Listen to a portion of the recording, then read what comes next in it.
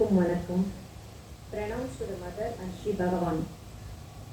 அப்பாவை பற்றிய அம்மா அவர்களுடைய மலரும் நினைவுகளை எனக்கு படிக்க வாய்ப்பளித்த அம்மா அவர்களுக்கும் பெரியண்ணா அவர்களுக்கும் என் நன்றியினை தெரிவித்துக் கொள்கிறேன். உலகில் விலை மதிக்க முடியாததும் விலை பேச முடியாததும் விலை கேட்க முடியாததும் அன்பு ஒன்றுதான். அன்னையையே அடித்தளமாக கொண்டு என்னை அரவணைத்த என் அன்பு தெய்வமே, எனது 1000 கோடி நமஸ்காரங்கள். 27/12/24 இன்று தங்களது 97வது பிறந்த நாள். தங்களிடம் பக்தி கொண்டோரும் அன்பு கொண்டோரும் தங்களிடம் ஆசியை பெற இந்த மழை, வெள்ளம், மேடு, பள்ளம் இவற்றை பொருட்படுத்தாமல் இங்கு வருகை புரிந்திருக்கும் அன்னை அன்பர்களுக்கு என் சார்பிலும் என் குடும்பத்தார் சார்பிலும் சொசைட்டி சார்பிலும் வணக்கத்தை தெரிவித்துக் கொள்கிறேன். இப்போதெல்லாம் நான் அதிக நோய்வாய்ப்படுகிறேன். அப்போதெல்லாம் ராமுதான் வந்து என்னை மருத்துவமனைக்கு அழைத்துச் செல்கிறான். எப்போது நான் மருத்துவமனைக்கு சென்றாலும் ராமுவும் வித்யாவும் தான் அழைத்து போவார்கள். அட்மிட் செய்வதானாலும் ராமுதான் செய்வான். அட்மிட் ஆகியிருந்தால் ஒரு நாளைக்கு பல தடவைகள் வந்து பார்ப்பான். இரவில் நெடுநேரம் என் அருகில் அமர்ந்து என் கையை பிடித்து கொண்டு பிரார்த்தனை செய்து கொண்டு உட்கார்ந்திருப்பான். 10:30 மணிக்கு மேல்தான் வீட்டிற்கு போவான். இந்திரா என் கூட படுத்துக் கொள்வார். ஆனந்தும் ரூமுக்கு வெளியே படுத்தும் படுக்காமலும் துணைத்து இருப்பான். அவ்வப்போது உள்ளே வந்து பார்த்து போவான். இந்த முறை மழை வெள்ளத்தில் ராமுவின் கார் மிகவும் பழுதாகிவிட்டது. அருண் தான் பெரும்பகுதி ஓட்டுவான். அதனால் அவன் மிகவும் சோகமாகிவிட்டான். வெளியூர் போவதென்றால் டிரைவர் போட்டுக் கொள்வார்கள். 12ஆம் தேதி என்னை ஆம்புலன்ஸில் அழைத்து போன போதும் என்னை 2:30 மணிக்கு டிஸ்சார்ஜ் செய்து பிறகு வீட்டிற்கு அழைத்து வந்து விட்ட பிறகு 3 மணிக்கு மேல்தான் ராமுவும் வித்யாவும் வீட்டிற்கு போய் சாப்பிட்டார்கள். இந்திரா என்னுடன் இருந்தார். தூக்க மாத்திரை போட்ட பிறகு 8 மணிக்கெல்லாம் தூங்கிவிட்டேன். 10:30 மணிக்கு ராமு வந்து பார்த்ததாக மறுநாள் சொன்னார்கள். அசோக் மருத்துவமனைக்கு வந்து என்னை பார்த்து நலம் விசாரிப்பான். எனது தேவைகளையும் கவனித்துக் கொள்வான்.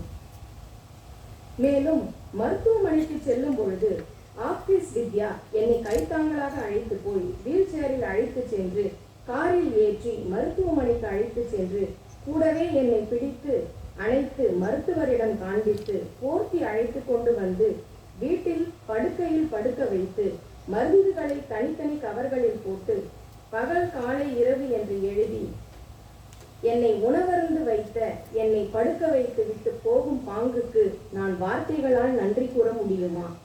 தன் குடும்பத்தையும் பாராமல் சௌகரியங்களையும் பாராமல் மருத்துவமனையில் உடனிருந்து கவனித்துக் கொள்ளும் திருமதி இந்திராவுக்கு என் உளம் உவந்து உணர்ந்து கூறும் நன்றிகள் 100. டிசம்பர் 12ஆம் தேதி கடலூர் மைய அன்பர்கள் ஸ்ரீ அப்பா அவர்களுக்கு புஷ்பாஞ்சலி செய்தார்கள். அப்போது என்னையும் அண்ணாவையும் பார்க்க வந்தார்கள். வாசலில் ஆம்புலன்ஸ் நிற்பதை பார்த்து பதறி போனார்கள். பின்பு உள்ளே வந்த பிறகு என் நிலைமையை பார்த்துவிட்டு எனக்கு உடை மாற்றி தலை சீவி ஸ்ட்ரெச்சரில் படுக்க வைத்து ஆம்புலன்ஸில் ஏற்றிவிட்டு போனார்கள். ஸ்ட்ரெச்சரிலேயே ஊசிகள் போட்டு மாத்திரை கொடுத்து வீட்டிற்கு அனுப்பிவிட்டார்கள். அவர்களுக்கெல்லாம் நான் உணரும் நன்றிகள் போதாது. சுமார் 22 வருடங்கள் அப்பா என்னை பார்க்காமல் இருந்தார்கள். என் சம்மதத்துடன் தான் பார்க்காமல் இருந்தார்கள். நான் சம்மதித்த பின்பும் பல மாதங்கள் இரவுகளில் நான் அழுததுண்டு. பல நாட்கள் உப்பில்லாமல் சாப்பிட்டதுண்டு. பல அன்பர்கள் நான் ஏதோ தவறு செய்து விட்டது போலவும் அதனால்தான் அப்பா என்னை பார்க்க மறுப்பது போலவும் தவறாக மதிப்பிட்டு நடந்து கொண்டார்கள். சில கோவில்களில் சுவாமிக்கு தனி சன்னதியும் அம்பாளுக்கு தனி சன்னதியும் இருவருக்கும் சேர்ந்த சன்னதியும் உண்டு. தயவு செய்து நினைப்பை பாருங்களேன் என்று நினைத்துக் கொள்ளாதீர்கள். 1994-96 காலகட்டங்களில் நம் வீட்டில் 18 பேர் இருந்தார்கள். நான், லெஸ்லி, வேலைக்கார பெண், 3 மட்டுமே பெண்கள். பாப்பா சின்ன பெண். ஆசிரம ஸ்கூலில் படித்து வந்தார். பக்கத்து வீட்டில் ஒரு ஐயங்கார் ஃபேமிலி வசித்து வந்தார்கள். தலைவர் ஸ்டேட் பேங்க் மேனேஜர். 10 மணிக்கு ஐயங்கார் வங்கிக்கு கிளம்புவார். அவர்களுக்கு குழந்தைகள் இல்லை. அவர் கிளம்பி போனதும் அந்த மாமி சுமார் 10:30 மணிக்கு நம் வீட்டிற்கு வந்து விடுவார். சமையல், டிஃபன் பரிமாறுதல், பூ அடுக்குதல் அனைத்தையும் வேடிக்கை பார்ப்பார். ஒரு நாள் நம் வீட்டிற்கு வந்து சுற்றி பார்த்தார்கள். நான் கீழ்த்தளத்தில் இல்லை. அம்மா எங்கே என்று சமையல்காரியை கேட்டிருக்கிறார்கள். அம்மா மாடியில் துணிக்காய போடுவதாக சொல்லி இருக்கிறாள். அவர்கள் நேரே மொட்டை மாடி ஏறி வந்தார்கள். நான் துணிக்காய போடுவதை பார்த்து காய வைத்த ஜட்டிகளை எண்ணினார்கள். எண்ணிவிட்டு 36 ஆண் மக்கள் ஜட்டிகள் காய்கின்றன. உங்களுக்கு ஏனம்மா இந்த தலையெழுத்து? இவர்கள் எல்லாம் சேர்த்து வைத்துக் கொண்டு ஊழியம் செய்து கொண்டிருக்கிறீர்கள். பேசாமல் சின்னதாக ஒரு வீடு பார்த்து கொண்டு பிள்ளைகளை அழைத்து கொண்டு தனியாக போய்விடுங்கள். அவராயிற்று, அவர் அன்பர்களாயிற்று என்று சொன்னார்கள். அதற்கு நான் அவர்களிடம், அவர் கங்கா நதி பிரவாகம், அதற்கு அணை போட முடியாது, போட முயற்சிக்கவும் கூடாது என்று சொன்னேன். அதற்கு அவர்கள் பேசாமல் இருந்து விட்டார்கள். அப்போதெல்லாம் வாஷிங் மிஷின் கிடையாது. இருந்தாலும் எனக்கு வாங்க சக்தி இல்லை. பகல் ஒருவேளை சாப்பாடு போட்டு ரூபாய் 600 சம்பளத்திற்கு துணி துவைக்க ஒரு தாத்தா வைத்திருந்தேன். மாதத்தில் 2 முறை 2 நாட்கள் லீவு போட்டு விடுவார். அப்போதெல்லாம் நானும் வேலைக்கார பெண்ணும் புவனா இந்த வேலையை செய்வோம். சமையல் ஆயா சிவகாமி சமையலை பார்த்து கொள்ளும். சமையல் அருமையாக இருக்கும். அந்த ஐயங்கார் மாமி சொன்னதை நினைத்து கொண்டே அப்பா தளத்துக்கு வந்து அப்பா அருகே உட்கார்ந்தேன். திடீரென்று அப்பா அவர்கள் பேச ஆரம்பித்தார்கள். 1 பெட்டி சேர்த்தாலும் 9 பெட்டி சேர்த்தாலும் இன்ஜின் தான் ரயிலை இழுக்கிறது. ஆனால் பெட்டிகள் எல்லாம் தாங்கள் தான் இன்ஜினை தள்ளுவதாக நினைத்துக் கொள்கின்றன என்று கூறினார். நான் ஆடி போய்விட்டேன். திருடனை தேள் கொட்டியது போல் மெல்ல இறங்கி வந்து விட்டேன். கீழே வந்ததும் பாப்பா ஹாலில் உட்கார்ந்திருந்தாள். பாப்பா என்னிடம், அம்மா நாம் தனியாக போய்விடுவோம், உட்கார இடமில்லை, படுக்க இடமில்லை, பிரைவசி இல்லை என்று சொன்னாள். அதற்கு நான், போ பாப்பா, உன் பேச்சையும் பக்கத்து வீட்டு மாமியின் பேச்சையும் கேட்டுக்கொண்டு அப்பா அருகில் போய் உட்கார்ந்தேன். அப்பா ரயில் பெட்டி சொன்னதை பற்றி பாப்பாவிடம் சொன்னேன். அதற்கு அவள் என்ன சொன்னாள் தெரியுமா? மலை மேலே போகும் ரயிலை முன்னால் ஒரு இன்ஜின் இழுக்கும், பின்னால் ஒரு இன்ஜின் தள்ளும் என்று நீங்கள் சொல்ல வேண்டியதுதானே என்றாள். ஒரு நாள் அமாவாசை அன்று இரவு 7 மணி சிவகாமி ஆயா வெளியில் போய்விட்டு வீட்டிற்கு வந்தது. ஆயாவின் முகத்தை பார்த்ததும் எனக்கு உக்கிரகமாக தெரிந்தது. 5 நிமிடத்திற்கெல்லாம் அப்பா என்னை மாடிக்கு கூப்பிட்டு அனுப்பினார். நான் மாடிக்கு போனேன். அப்பா என்னை பார்த்து, சிவகாமி அங்காள பரமேஸ்வரி கோயிலுக்கு போய் வந்திருக்கிறது, அதை இப்போதே வீட்டிற்கு அனுப்பிவிடு என்றார். முதல் தேதிக்கு இன்னும் 6 நாட்களே இருந்தன.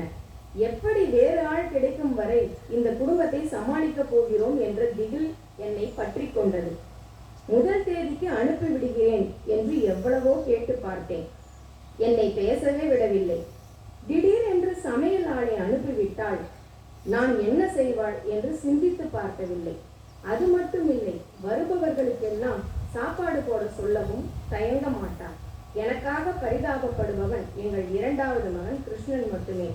ராமு தெரிந்தாலும் காட்டிக்கொள்ள மாட்டான். பெரியண்ணா புரிந்து கொள்ளவே மாட்டார். பரபிரம்மம் ஜெகநாதம் என்பது அவர் கொள்கை. இயற்கையில் உள்ள மேடு பள்ளங்களை சமாளிப்பதே சற்று கடினம். திடீர் என்று செயற்கையாக எழுப்பும் மேடு பள்ளங்களை சமாளிப்பது மிகவும் கடினம். எனினும் நான் மகிழ்ச்சியாக வாழ்ந்ததாக தான் நான் நினைக்கிறேன்.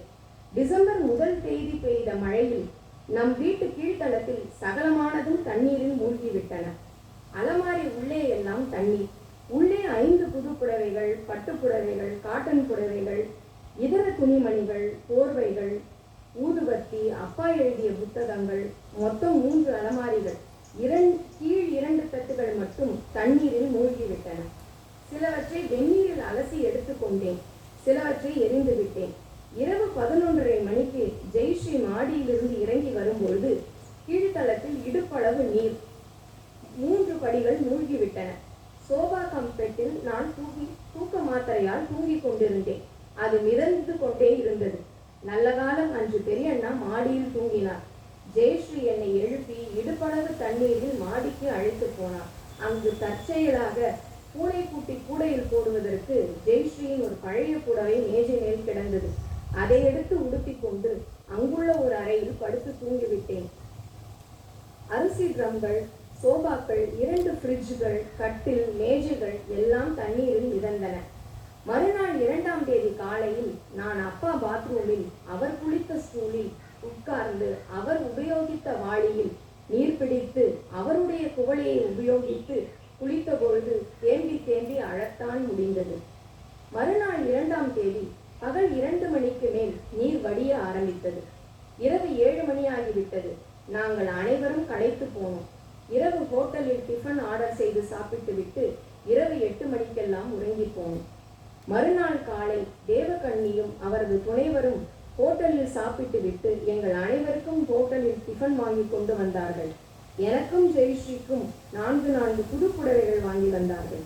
ஜெயவேலு திலகா தம்பதியர் அவர்களும் காலையில் எங்களுக்கு டிஃபன் வாங்கி கொண்டு வந்து கொடுத்து விட்டு சில உதவிகளும் செய்துவிட்டு சுமார் 11 மணிக்கு டிரைவர் மூலம் சாப்பாடு அனுப்பி இருந்தார்கள். இரவும் மீதி சாப்பாட்டை சுட வைத்து சமாளித்தோம்.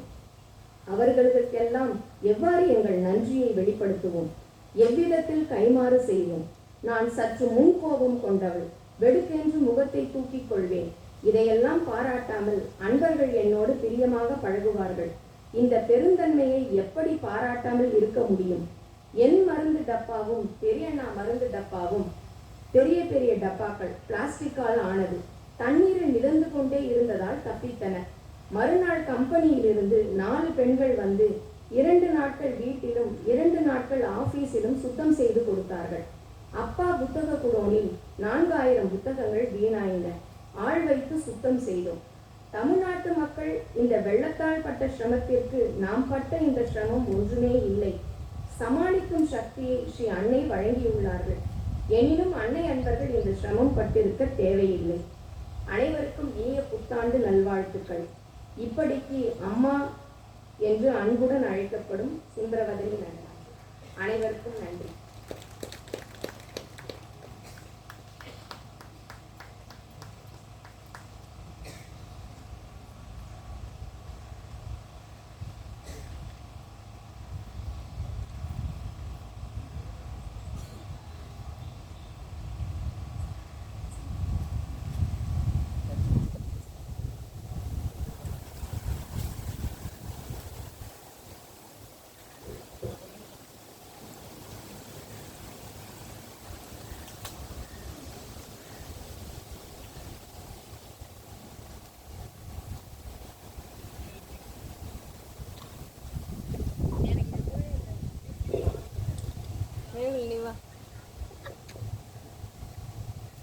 நான் எப்படி பண்ணுறதுக்குள்ள போயிடும். கண்ணு வேலை தெரியல.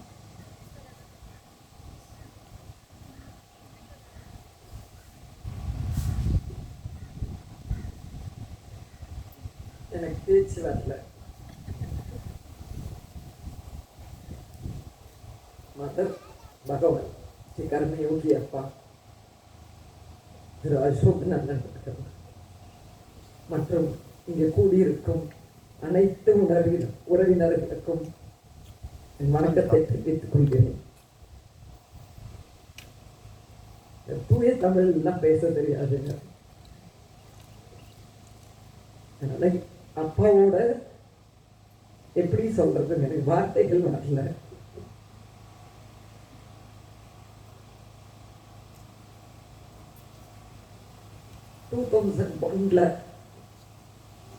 எங்களுக்கு திருமணம் ஆச்சுங்க. அப்ப நாங்க எல்லா சாமியும் கும்பிட்டு இருந்தோம். இப்ப என் கணவர் மட்டும் அப்பா வீட்டுக்கு வந்து போவார்.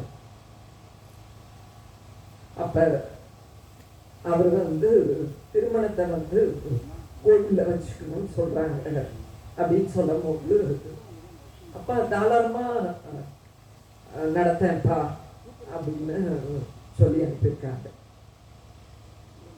ஸோ எங்களுக்கு ஒரு கோயில்ல ஒரு அம்மன் சன்னதி முன்னாடி தான் எங்களுக்கு திருமணம் ஆச்சுங்க. ஸோ அவ்வளோ ரிச்சுவல்ஸ் இருக்கும், ரொம்ப ஆர்த்தடாக்ஸா இருக்கும். ஆனா அந்த கல்யாணம் முடிஞ்ச உடனே என் கணவர்கிட்ட ஒரு கோரிக்கை வச்சேன். நம்ம கண்டிப்பா அப்பா வீட்டுக்கு போகணும் அப்படின்னு.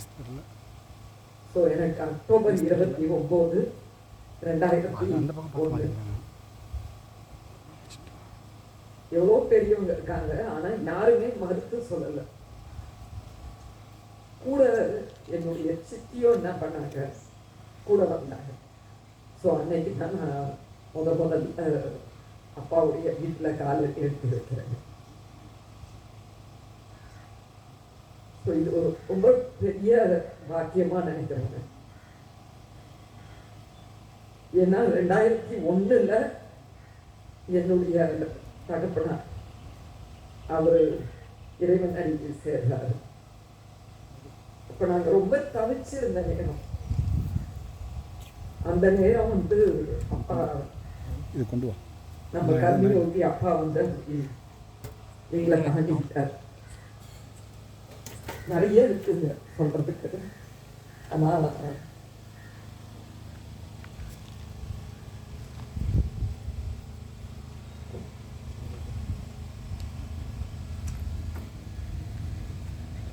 கிட்டத்தட்ட ஒரு 14 வருஷம் ரொம்ப குறுக்கு புத்தி உள்ள ஆளுக்கான். எதையும் அவ்வளோ சீக்கிரம் நம்ப மாட்டேன். எனக்கு மறக்காக கேள்வி கேட்டுருக்கேன். நிறைய ஸ்பிரிச்சுவல் சென்டர்ஸ்லாம் போயிருக்காங்க. எங்கேயுமே ஒரு திருப்தி இல்லை. ஏதாவது இறக்குமதி பண்ணிட்டு ஏதாவது ஒரு கேள்வி கேட்டுட்டு அந்த இடத்த விட்டு வருத்தம். ஆனால் முதல்ல எங்கள் அப்பா வந்து அக்ரிகல்ச்சர் ஆஃபீஸர். ஸோ எங்கள் வீடு எப்பயுமே ஒரு பூத்து குலுங்கும். யார் போனாலும் அந்த இடத்துல நின்று வீட்டை பார்க்காம போங்க. அப்போ எங்களுக்கு தெரிஞ்சவங்க ஒருத்தவங்க என்ன பண்ணுறாங்க, ஒரு புக்கு, அந்த புக்கு ஃபுல்லாக ஃப்ளவர்ஸ் இருக்குது. ஸோ அந்த புக்கை எடுத்துகிட்டு வந்து நீ இதை கொஞ்சம் பாரு, உனக்கு ரொம்ப பிடிக்கும் அந்த புக்கு, ஆனால் நீ பார்த்துட்டு எனக்கு நீ திருப்பி கொடுத்துடணும் அப்படின்னு சொல்லி கொடுக்குறாங்க. அந்த புக்கை வாங்கி பார்க்கும்போது அதில் வந்து அப்பாவுடைய பேர் போட்டிருக்காங்க, ஜீவன் உள்ள மலர்கள் புக்கு. அதுக்கு முன்னாடி வரைக்கும் எனக்கு மதர் தெரியாதுங்க. இது வந்து கல்யாணம் ஆகிறதுக்கு முன்னாடி சொல்கிறேங்க.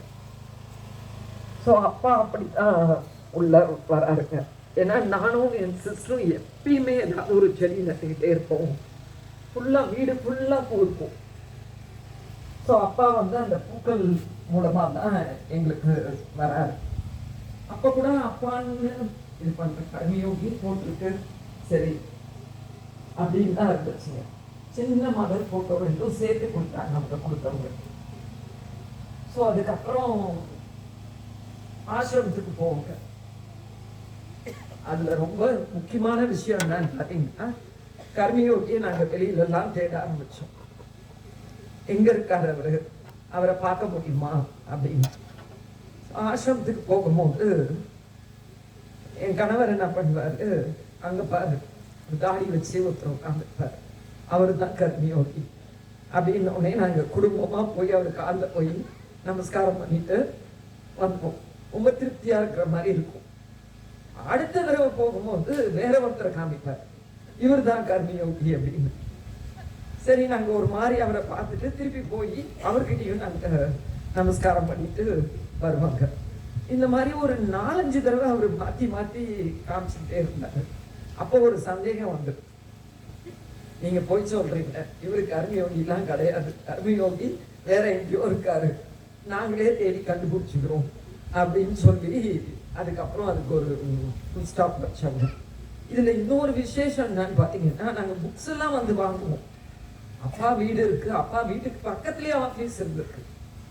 அப்பா வீட்டுக்கு பக்கத்துல வருவோம், புக்ஸ் வாங்கியிருக்கோம். ஆனா அப்பா வீடுன்றது எங்களுக்கு தெரியலங்க. சுற்றி சுற்றி வந்துருக்கும். அப்போல்லாம் ரொம்ப ரேஷ் டிரைவிங் இருந்தது. ஜீப் ஒன்று வச்சிருப்பார். அப்படி ஒரு சத்தம், அந்த தெருவில் வந்த உடனே ஒரு ஹாரனை போட்டு ஒரு சத்தத்தை போட்டு அந்த வண்டியை திருப்பி ஒரு சத்தமாக தான் அந்த தெருவுக்குள்ள வந்திருக்கோங்க. இப்போ நாங்கள் வெளியில் போய் அப்பாவை தேடிப்போம், அப்பாவுடைய புக்ஸ் வாங்கியிருக்கோம், அப்பா வீடு பக்கத்துலேயே இருந்திருக்குங்க. நான் அந்த பாக்கியம் எனக்கு வந்து 2001 கிடைச்சதுங்க. அப்புறம் 2013 அது வரைக்கும் மானசீகமா ஒரு அன்பர் எனக்கு சொன்னாரு. அப்ப நான் எனக்கு முழக்க அது மாதிரி கேள்வி, அவரு பார்க்க மாட்டேன்றாரு அப்படின்னு. இல்ல, நீ கீழே உட்காந்து நீ பேசி பாரு, அவருக்கு கேட்கும். ஏன்னா அப்ப வந்து அந்த அன்பர்கள் அப்பா பார்த்துட்டு இந்த காலகட்டம் ஒரு 2004-2003 இன்னும் எனக்கு பசுமையா ஞாபகம் இருக்குங்க. அந்த அன்பர் இந்த நம்ம உறவினர்கள் மத்தியில தான் அவரு இருக்காரு. அவரு அரவிந்தன் சார் தான் அவர் சொன்னார், நீ மானசீகமா நீங்க சொன்னீங்க ரொம்ப பழக்கம் இல்லைங்க, எட்டேச்சும் அவரை பார்க்கும்போது அவர் இதை எனக்கு சொன்னார், நீங்க மானசீகமா பேச ஆரம்பிங்க, கண்டிப்பா அவருக்கு கேட்கும் அப்படின்னு சொல்லி அவர் சொன்னாருங்க. அது என்னவோ ஒரு சொன்னோடனே ரொம்ப இறக்குமடக்கான ஆளா இருந்தா கூட அவர் சொன்னோடனே அது உள்ள போயிட்டது. ஸோ அன்னையில இருந்து நாங்க காலையில இவர்கிட்ட கிரேஸ் ஃப்ளவர்ஸ் அனுப்பிச்சு விடுவாங்க. நான் மதர் உள்ள ஸ்கூல்ல உட்காந்து அப்பா கிட்ட பேச ஆரம்பிப்பாங்க. ஸோ அவர் வர்ற வரைக்கும் நான் ப்ரேயர்ல இருப்பாங்க. இப்படிதான் ஆரம்பிச்சதுங்க. 2011 இருந்து கிரேஸ் ஃப்ளவர்ஸ் நாங்கள் எடுத்துட்டு போக ஆரம்பிச்சோம். 2014 அப்போ ஒரு 50-70 செடி தான் நாங்கள் வச்சுருந்தோங்க. நாங்களாக தான் எடுத்துட்டு போயிட்டு இருந்தோம். இப்போ 2014 அப்பா ஒரு மெயில் போட்டிருந்தார், இந்த மாதிரி எனக்கு டெய்லி கிரேஸ் ஃப்ளவர்ஸ் வேணும், அதுவும் தவறாம அது ஒரு பூவா இருந்தா கூட நீங்க எடுத்துட்டு வந்து எனக்கு கொடுக்கணும், என் கையில கொடுக்கணும் அப்படின்னு சொல்லி ஒரு மெயில் போட்டிருந்தாரு. எங்களுக்கு தலைகால் புரியல. அதுல ஒரு வார்த்தையை நாங்க அப்பா கிட்ட இருந்து ஒரு மெயில் வந்துச்சுன்னா நம்ம மறந்துடுவோம் இல்லைங்களா, அப்படி அதுல ஒரு வார்த்தைய பார்க்கல நாங்க. அதுல என்னன்னா வருஷம் முழுவதும் ஒரு நாள் தவறாம நீ கொண்டு வரணும்னு போட்டிருந்தாரு.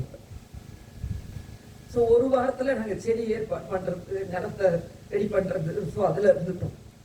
திருப்பி அந்த மெயில படிக்கும் போதுதான் அதுல ஒரு வார்த்தை போட்டிருந்தது. அப்புறமும் நாங்க நினைச்சுக்கிட்டோங்க இதெல்லாம் நாங்க பண்ணியிருக்கோம் அப்படின்னு. ஆக்சுவலா எனக்கு 2020 ஏப்ரல் 7க்கு அப்புறம் எனக்கு புரிஞ்சுதுங்க, அதை நாங்க எதுவுமே நாங்க பண்ணல, எல்லாமே அப்பாவே பண்ணியிருக்காரு. அது எப்படி சொல்றதுங்க, வார்த்தையால சொல்ல முடியாதுங்க. அதை உணர்ந்தவங்க எவ்வளவு பெருந்தன்மையா இருந்திருக்காரு பாருங்க. நினைச்சுக்கிட்டோம் நாங்க செடி வச்சோம், பூ வந்திருக்கு, வருஷம் ஃபுல்லா கொண்டு வந்துட்டோம். ஏன் இதை சொல்றேன், நாங்க இந்த ஏப்ரல் 7 அதுக்கப்புறம் ஒரு வாரம் ஒரு 10 நாளைக்கு எனக்கு கிரேஸ் ஃப்ளவர்ஸ் இருந்ததுங்க.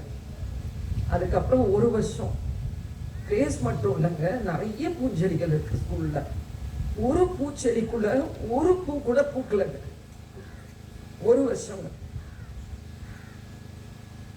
வருஷம் ஒரு செம்பருத்தியாவது பூக்காதுங்களா? ஒரு டிசம்பர் பூனா அந்த சீசன்ல பூக்கும், மல்லிகைனா அது ஒரு சீசன் தான்.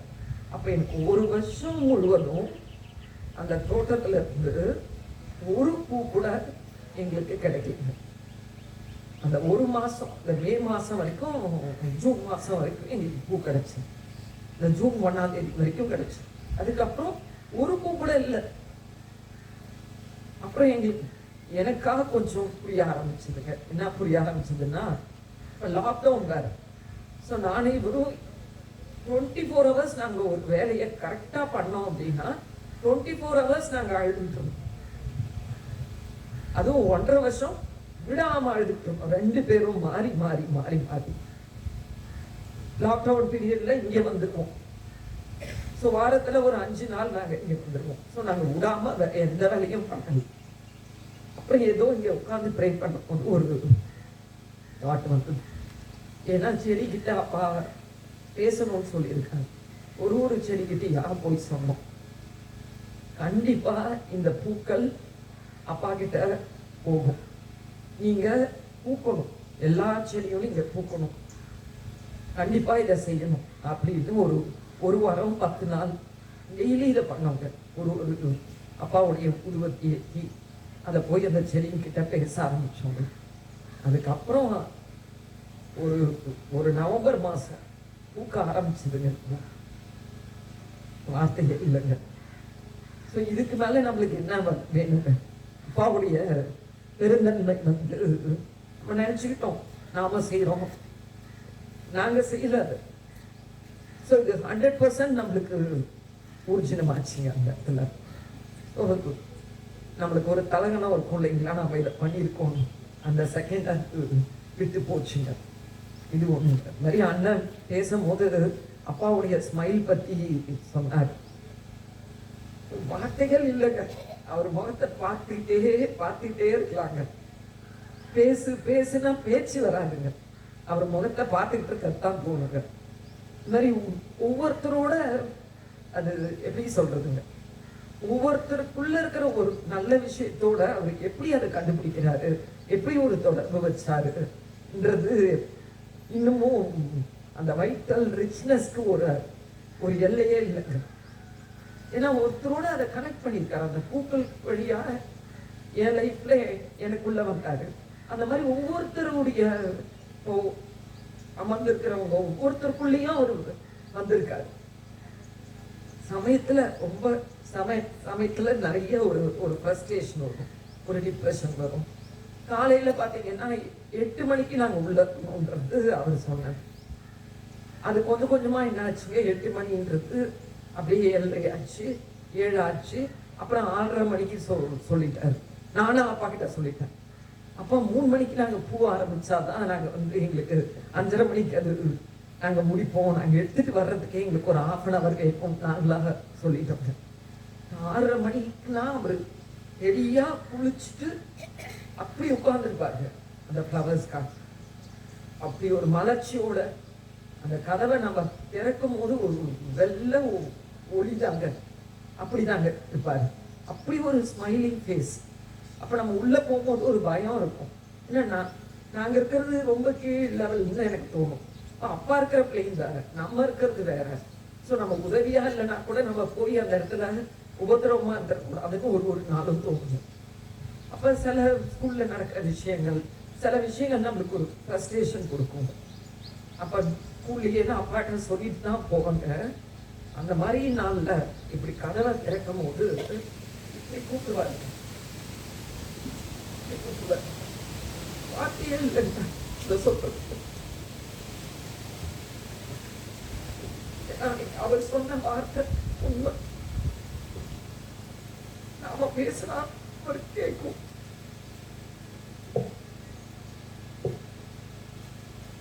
பல நாள் கூப்பிட்டு விரிஞ்ச கைகள்.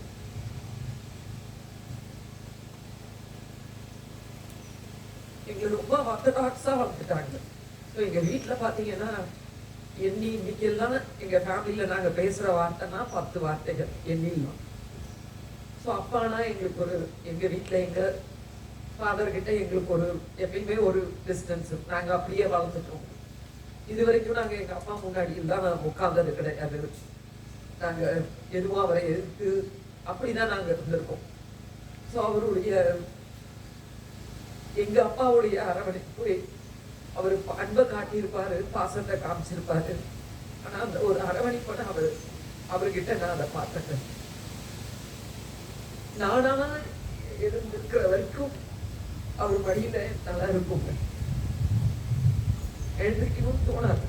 கரெக்டா அந்த நேரத்துல இப்படி 2 விரிச்ச கைகள் இப்படி கூட்டுவார், இப்படி பண்ணுவார். என்ன அந்த நேரம் நம்ம என்ன செய்யறதுன்னே தெரியலங்க. இந்த 8 வருடங்கள், இந்த 7 வருடங்கள்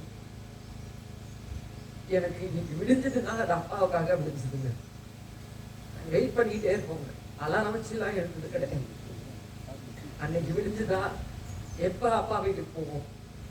அப்பாவா சொல்லுவார், நீ பாரு ஸ்கூல் இருக்கு, நீ 12:30 மணி ஆச்சுன்னா கிளப்புவார், நீ கிளம்பு போ. அந்த இந்த ஒரு 8 வருடங்கள் பார்த்தீங்கன்னா நாங்க ஏதோ ஒரு சொர்க்கலோகம்லாம் கேள்விப்பட்டிருக்கோங்க. ஆனா அதை நாங்க இந்த 8 வருஷம் அப்பா கூட அதை ரொம்ப ரொம்ப அனுபவிச்சு ரொம்ப சந்தோஷமா இருந்த வருஷங்கள்னு சொல்லுவாங்க இல்லைங்களா. படிச்சிருப்போம்.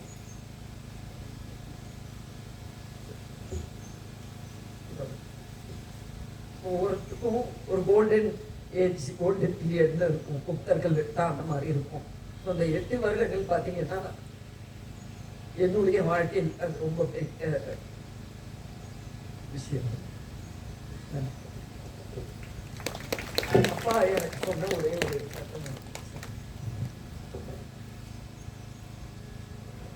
இன்னைக்கு அண்ணா ஆரம்பிக்கும் போதே ஒரு கோட்டோட ஆரம்பிச்சாருங்க.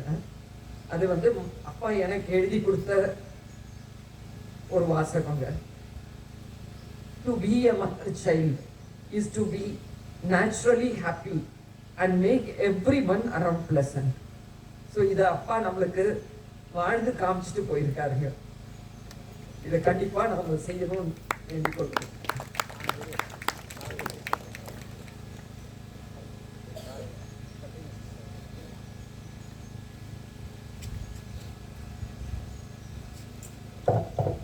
கனகா அவர்கள் எதிர்பார்த்ததை விட சிறப்பாக பேசிவிட்டார்.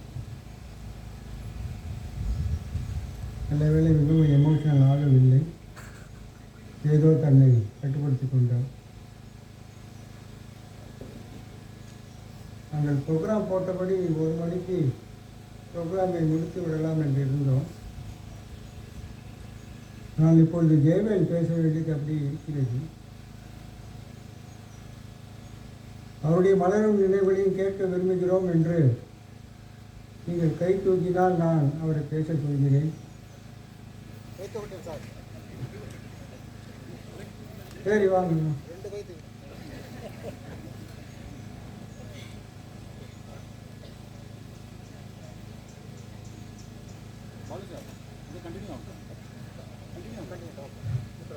எல்லோருக்கும் வணக்கம். எனக்கு வாய்ப்பு கொடுத்ததுக்கு ரொம்ப நன்றி. ஒரு 10-15 மினிட்ஸ் லேட்டாக நிறைய சாப்பிடுவோம். அண்ணனுக்கே தெரியாத சில விஷயங்கள்லாம் அண்ணனை பற்றி சொல்லலாம்னு வச்சுக்கோங்க. ஃபஸ்ட்டு முதல்ல வந்து அப்பாவினுடைய இதயம் அவர். அண்ணனுக்கு தெரியாது, அப்பா 1/2 மணி நேரம் 3/4 மணி நேரம் உட்காந்துருப்பார், பூ வச்சுக்கிட்டு இவருக்காக உட்காந்துருப்பார்.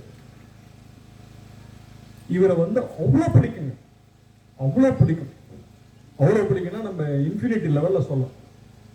அது வந்து எங்களுக்கு ரொம்ப நல்லா தெரியும்னு வச்சுக்கோங்க. அவ்வளோ பிடிக்கும் அண்ணனை. இதை நான் கேஷுவலாக பேசிடுறேங்க. ஏன்னா எல்லாருமே நமக்கு அறிமுகமானவங்க தான். அப்பப்போ கொஞ்சம் மானே தேனி பொன்மானேன்ட்டு அப்படியே கொஞ்சம் பண்ணிடலாம். இது ஃபஸ்ட்டு நான் பிகின் பண்ணும்போது 1980 நான் 8ஆம் கிளாஸ் படிச்சுட்டு இருக்கேன். அப்போ ஒரு நாள் காலையில் ஒரு 7 மணிக்கு என்னோட அப்பா வந்தார். நான் போய் அப்பாலாம் பார்க்குற பழக்கம் இல்லை, அவர் தான் என்னை வந்து பார்ப்பார். அவங்க அப்பா மாதிரி இல்லை எங்கள் அப்பா. ஏன்னா 6ஆம் கிளாஸ் படிக்கும்போது ஒரு பொண்ணை கூப்பிட்டு போய் இந்த பொண்ணு தான் கல்யாணம் பண்ணி பொண்ணு எங்கள் அப்பாட்ட சொன்னேன், ஒய் நாட் அப்படின்ட்டு. அது வெள்ளைக்கார பொண்ணு. அப்பா என்ன சொன்னாங்க, நான் உனக்கு ஒன்றுமே செய்யலை அப்படின்ட்டு கொஞ்ச நேரம் என்னை ஷோல்டர் பிடிச்சிட்டு, உனக்கு ஒரு அப்பா வருவார், அவர் உன்னை நல்லபடியாக பார்த்துப்பாரு அப்படின்னு. அதுதான் எங்கள் அப்பா என்கிட்ட பேசினேன் கடைசி வார்த்தை. நான் ஸ்கூலுக்கு போனேன். அன்றைக்கி இன்னும் 4:30க்கு பதில் நான் 6 o'clock ஹாக்கிலாம் விளையாடிட்டு அப்போ தான் வந்தேன். 7 o'clock எங்கள் அப்பா போயிட்டார். ஆனால் இப்போ விவரம்லாம் தெரியும். இவருன்னா இந்த மாதிரி உனக்கு ஒரு அப்பா வருவார், அவர் உன்னை நல்லபடியாக பார்த்துப்பாரு,